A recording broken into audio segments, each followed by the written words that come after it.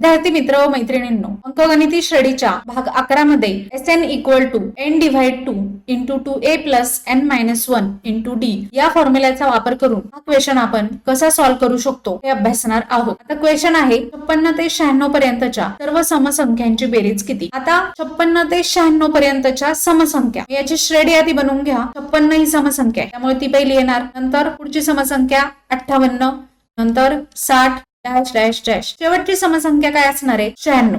बरोबर, ही पण समसंख्या आहे. मग ही श्रेणी आपल्याला मिळालेली आहे. आता यांची बेरीज विचारली, याकरिता आपल्याला a काढावा लागेल. a किती आहे, पहिली टर्म 56, डिफरन्स फरक किती आहे 58 वजा 56, फरक येणार आहे 2, आणि शेवटचे पद tn equal to 96.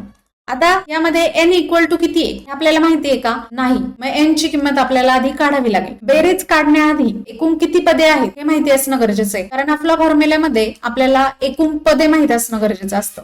n divide 2 into 2a plus n minus 1 into d. tn चा फॉर्म्युला आपल्याला माहिती काय येतो, tn equal to a plus ब्रॅकेटमध्ये n minus 1 into d. tn ची किंमत आलेली आहे 96, a ची किंमत टाका 56 प्लस ब्रॅकेटमध्ये n मायनस 1 यांची किंमत काढायची, तिची किंमत आलेली आहे 2. हे सॉल्व्ह करा.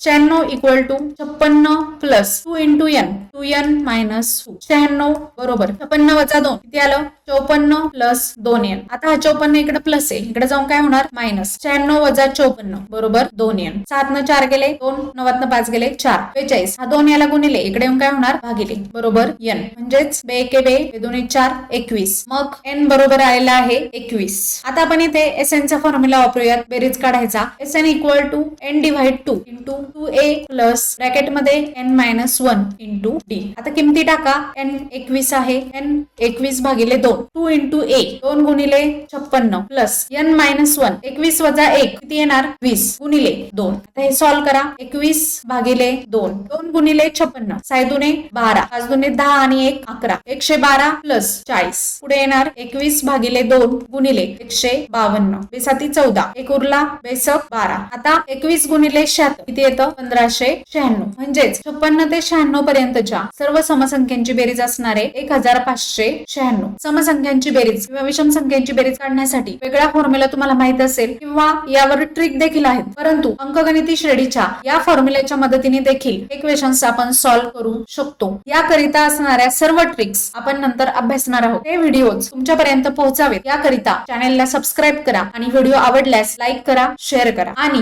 56 ते 96 पर्यंतच्या सर्व विषम संख्यांची बेरीज किती कमेंट मध्ये नक्की सांगा.